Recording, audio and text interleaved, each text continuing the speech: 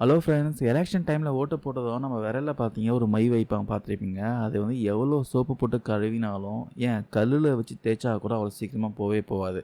அது ஏன் அவ்வளோ சீக்கிரமாக அழிய மாட்டேங்குதுன்னு நிறைய பேர் யோசிச்சிருப்பீங்களா? இன்றைக்கி அந்த எலெக்ஷன் மை பார்த்தீங்கன்னா ஒரு சில சுவாரஸ்யமான ரகசியங்கள் தான் இந்த வீடியோவில் பார்க்கலாம். அந்த மை நம்ம விரல்ல வைக்கிறப்போ, நம்ம தோல்ல இருக்கிற ஈரப்பதம், அப்புறம் உப்பு சத்தோடு சேர்த்து ஒரு கெமிக்கல் ரியாக்ஷன் வந்து நடக்கும்னு சொல்கிறாங்க.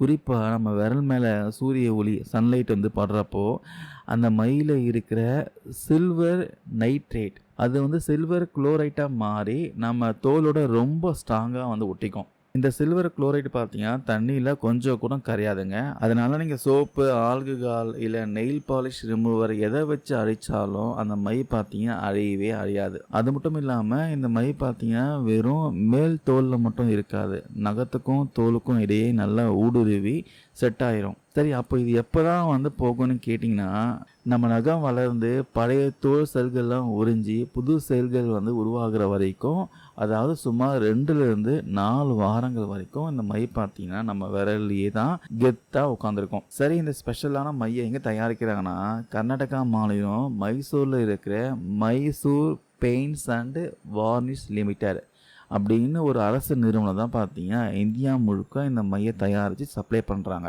இன்னொரு இன்ட்ரெஸ்டிங்கான அப்டேட் என்னென்னா, இந்தியாவில் இந்த அழியாத தேர்தல் மை பார்த்தீங்கன்னா பயன்படுத்தக்கூடிய முறை வந்து முதல்ல 1962ஆம் ஆண்டு நடந்த மக்களவை தேர்தலில் தான் அறிமுகப்படுத்துனாங்க.